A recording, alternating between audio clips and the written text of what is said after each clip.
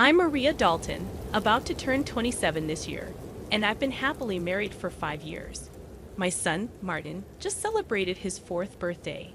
Initially, I worked full-time after tying the knot, but now I balance part-time work at the same company. My husband, Kevin, is 30 years old, 3 years my senior. Our journey from dating to marriage was initiated by Kevin's passionate advances, but post-marriage, I observed a shift in his demeanor towards a more domineering side. Kevin has a 20-year-old sister named Jane Dalton, and their age gap seems to contribute to a somewhat indulgent relationship on Kevin's part. Before marriage, I didn't mind Jane's frequent visits and assumed they got along well. However, after tying the knot, I started noticing changes in her behavior. Jane often drops by unannounced, at any time, and expects to be served without ever bringing a token of appreciation. Kevin, rather than addressing the situation, expects me to accommodate her demands. Jane acts as though I'm invisible, addressing only Kevin with a casual "brother, I'm here again." Despite not preparing for an additional guest, I end up serving dinner to Jane. Kevin, instead of understanding, blames me aloud, insisting I should have been more considerate. Despite Jane's verbal apologies, it's evident she relishes Kevin's preferential treatment. Left with leftovers, I prepare my own meal while Kevin and Jane continue their chat on the sofa, leaving the dining table messy.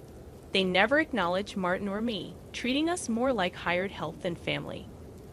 One evening, as I'm about to take a bath with Martin, Kevin interrupts, loudly instructing me to buy a cake for Jane.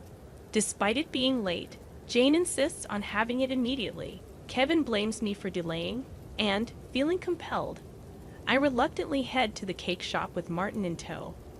Overhearing their conversation, I learn they're criticizing me for being inconsiderate and questioning the decision to marry me. Meanwhile, Martin, though unable to grasp the words, senses tension in our relationship. Suppressing my emotions, I ask him about his cake preference, and he cheerfully requests one with lots of fruits. Our trip to the cake shop was filled with discussions about cakes, momentarily pushing aside Kevin's earlier words. Martin and I arrived just before closing time, fortunately finding the cake Jane desired.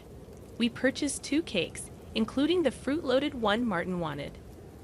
Back home, I served the cakes to Jane and Kevin, then prepared Martin's cake and headed to the dining room. The moment I placed it in front of Martin, Jane pointed and expressed her desire for that cake. Before I could react, Kevin moved Martin's chosen cake in front of Jane, disregarding Martin's protests. Kevin justified his action, claiming he bought the cake with his earnings and had the right to choose for Martin. Unable to contain my emotions any longer, I voiced my dissatisfaction. In response, Kevin threatened with divorce. Martin, who had stopped crying, anxiously held my hand and then, after some thought, said, "Mom, I'd also love cake with strawberries on it. Yes, it's really delicious." He mentioned this while eating a cake initially wanted by Jane. Feeling that Martin was enduring too much, I lifted his cake plate when I saw Jane reaching for it. I took Martin to the next room so he could enjoy his cake in peace. Kevin apologized to Jane, claiming he was sorry for being stingy. Despite wanting to retort, I held back for Martin's sake. Watching Martin innocently enjoy his cake was a heartwarming sight. After finishing the cake, we decided to have a late bath and sleep in Martin's bed. The next morning, I discovered Jane had already left. As I prepared breakfast, I heard Martin crying. Shockingly, his piggy bank, a gift from my father, was broken, and the saved money was gone. Martin, who always said goodnight to the piggy bank, was left heartbroken. When I questioned Kevin about it, he casually mentioned that Jane needed some money, so she took it from the piggy bank. Holding a crying and shaken Martin, I felt his pain so acutely that I cried with him. It was painful to witness Kevin prioritizing and caring for his sister more than our son. Expressing my anger and sadness, I confronted Kevin, breaking my usual silence on arguments in front of Martin. Kevin, without a word, went to the bedroom and returned with something shocking in hand: divorce papers. I discovered the hidden divorce papers that Kevin had tucked away somewhere I didn't know. In a sudden burst, He confronted me, shoving the papers at me before storming out of the house with a loud bang. Martin, who had never cried over the issues with Kevin and Jane, seemed to have reached his limit, crying since last night. Unable to bear seeing Martin so hurt, I suggested skipping daycare for the day, and he happily agreed with a loud yes, showing a faint smile. We spent the day playing and bonding, with Martin bringing a picture book from the shelf, sitting on my lap, and happily remarking, "The teacher at the nursery today was Mama, right? He looks like an angel." His little heart seemed filled with patience, and I decided to make the day special by taking a day off from work. Despite causing potential trouble at my workplace, they kindly understood the situation and granted me a day off. In the morning, we visited the park, played hide and seek, and had fun in the sandbox and on the slide. When we returned home for lunch, Martin appeared sleepy, usually napping by himself. But today he fell asleep on my lap like when he was a baby. Though I initially thought of doing household chores during his nap, I decided that today was special. Instead, I allowed myself to be healed by his peaceful sleeping face and gentle breathing. However, my serene moment was abruptly interrupted by a noise from the entrance, indicating the front door had opened. As it wasn't Kevin's usual time to come home, I became suspicious and quickly hid in the bedroom closet, clutching Martin. A voice echoed through the house, and to my surprise, it was Jane.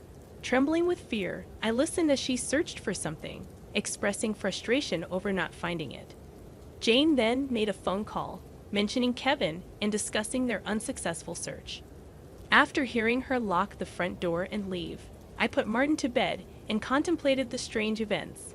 I couldn't comprehend why Jane had entered the house and what they were looking for. Suddenly, Kevin seemed like a stranger, and I felt a mix of disgust and fear towards him. Swiftly packing essentials for Martin and myself, we headed to the station and took a train to my parents' house. Fortunately, their home was nearby, just 2 stations away. Although I hadn't contacted them beforehand, my parents sensed something from my expression and welcomed us without asking questions. I shared the entire ordeal with them, including my fear of staying at our house due to Kevin and Jane's actions. Upon hearing my mother's suggestion that Jane might have been looking for my belongings, possibly cash cards, I recalled my past experience as a successful CEO in the handmade goods industry. I had entrusted the company to friends when I decided to prioritize raising my child after getting married. Although I still worked part-time and communicated with the company from home, Kevin was unaware that I was still the CEO. I discovered the hidden divorce papers that Kevin had tucked away, suspecting that he thought I had a decent amount of savings. While I've mentioned to him that I still received some assistance from the company, I've deliberately kept the details about being the CEO and my savings private. This secrecy stems from realizing early in our marriage that Kevin struggles with managing money and tends to spend everything he earns. Kevin, at first, provided only $200 a month for food expenses and even suggested I quit my job to become a full-time housewife. However, with the financial strain of raising Martin and only $200 for food, I never agreed to be a full-time housewife. Eventually, he reluctantly allowed me to work part-time, and to ensure I wouldn't consider divorce, he had me sign a post-marital property waiver through a lawyer. Since Martin's birth, I used my savings for his nursery fees and clothes, as I've only received $200 for food. I've never asked Kevin for additional funds beyond the food budget, leading him to believe I have savings. Considering Jane's apparent need for money and Kevin's perception of my financial situation, they might be searching for my cash cards. I have a separate savings account dedicated to Martin, with a portion of my salary directly deposited into it each month. Despite their search, they won't find the cash cards, as I always carry my valuables. However, there's still an unsettling issue. Jane might be entering our house even when we're not there, and Kevin may be allowing it. Following my father's advice, I decided to store my valuables, including the cash cards, in my parents' safe. As I pondered their need for money, Martin approached my father, crying over his broken piggy bank and the shattered promise of saving up. My father, angered by Martin's story, vowed to call Kevin. My mother suggested finding out their purpose calmly, as Kevin's mention of divorce might shift blame to us, making the divorce more favorable for him. To ascertain their purpose, I decided to record their conversation, consulting a lawyer who was a friend of my father's. Returning home, I began cooking dinner, keeping my phone screen down to record secretly. Kevin arrived home, surprising me by immediately asking about my cash cards. When I questioned him, he gave vague answers, attempting to deceive me. When I remained silent, Kevin grew agitated and demanded all my part-time money for his sister. Refusing, I explained it was from Martin's savings. In response, he angrily pushed the signed divorce papers toward me, declaring that I was living off his money and didn't need to save for Martin. He even uttered words implying he valued Jane more than our son. Hearing this, I stopped preparing the meal, put the divorce papers in my bag, took Martin's hand, and headed for the door. Kevin, in a loud voice, declared his serious intent for divorce, instructing me never to come back. I responded by stating I wouldn't return to a house where a stranger could come and go freely. After leaving, I received numerous messages and calls from Kevin, which I ignored.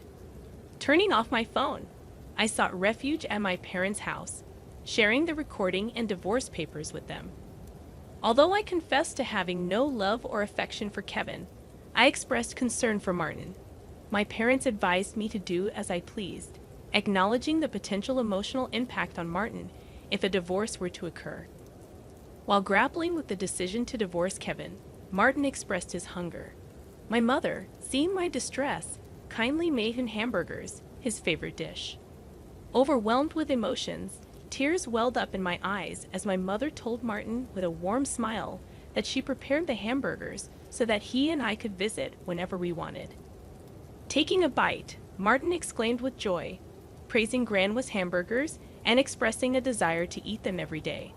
I responded, saying it's because the hamburger contains the love I have for him, and he, in a touching gesture, took a big bite and offered it to me. Moved by Martin's kindness, my tears couldn't be held back, and even though I tried to stop them, they persisted. My father, noticing Martin's concern, reassured him that my tears were of happiness, not sadness. Hearing this, Martin, in a moment of understanding, hugged me, and my father's eyes turned bright red. Realizing the blessing of being with family, I remarked to Martin that family is precious. Surprised, he questioned if Dad had mentioned that only Jane was family. My father gently confirmed it, but then asked Martin if he wanted to live with them as family. With a laugh, Martin happily agreed, making everyone smile naturally. Despite contemplating divorce, the meal felt so happy that I finally decided to part ways with Kevin. I planned to inform Martin about it, and even though discussing it weighed heavily on my heart, Martin seemed to grasp the situation. Happily, he expressed the desire to live as a family, embracing the pet dog and calling him his younger brother despite the dog being older. Preparations for the divorce began, starting with contacting a lawyer who was a friend of my father. The next day, we formalized the contract, and my father and Martin shared comforting laughter while I laid in bed, reminiscing about my childhood. The following day, upon checking my smartphone, I found over 200 calls and messages from Kevin, showcasing his emotional instability. Exhausted, I turned off my phone, and with the lawyer's assistance, we explained the situation to my parents. Jane had accumulated significant debt from a casino and shopping addiction, and Kevin acted as her guarantor, planning to use my savings. The lawyer confirmed that the divorce papers had already been submitted, and Kevin sobbed upon realizing it was finalized.